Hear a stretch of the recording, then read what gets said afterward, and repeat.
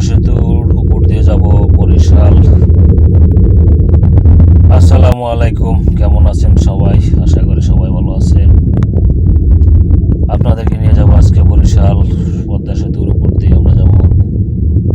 দেখতে পারতেছেন দুপাশে এত সুন্দর লোকেশন, দেখে অনেকটা ভালো লাগার মতোই। এখন ব্রিজে উঠবো আমরা। ব্রিজে উঠে গেলাম। ব্রিজের অসাধারণ এক দৃশ্য, যদিও সবার চোখে পড়ে নাই।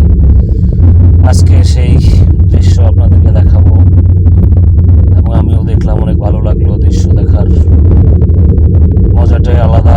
আপনারা দেখতে পারতেছেন এত সুন্দর ব্রিজ আর হয় নাই। তো এর উপরে যাচ্ছি আমরা বরিশালে। যদিও ভিডিওটা আমি করতেছি আমার ছাদ পিছনে বসা, তাই ভালোভাবে করতে পারতেছি না। মোবাইলটাও আমার এক হাতে ধরা, আর এক হাতে স্টিয়ারিং ধরা গাড়ির। আপনারা দেখতে থাকুন ভিডিওটি এবং ব্রিজের এমন একটা গোপনীয়তা পেলাম, সেটা দেখলে আপনারা নিজেরাই অবাক হয়ে যাবেন যে দেখেন এখানে কি হচ্ছে বা কি হয়েছে। আপনাদের একটু পাশে দেখানোর চেষ্টা করতেছি, যদিও দেখা যাচ্ছে না, অনেক স্পিড গাড়ি, তাই হয়তো ক্লিয়ার আসে নাই। কত সুন্দর! আগে আমরা অনেক ভোগান্তিতে ছিলাম, যারা দক্ষিণবঙ্গের মানুষ ছিলাম, গাড়ি নিয়ে ফেরি দিয়ে বরিশালে যাতায়াত করতাম। আমরা সবাই অনেক কষ্টর পর সুস্থ নিঃশ্বাস পেলাম। দেখে আসলে ভালো লাগতেছে। এই যে পুরো ব্রিজটা খাওয়ার পর আমরা এখন এই যে ব্রিজের নিচে দিয়ে ব্রিজ থেকে নামবো।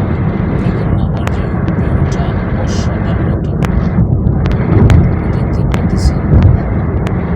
এত সুন্দর ভিউ এখানে দেখার মতো, অসাধারণ এক ভিউ।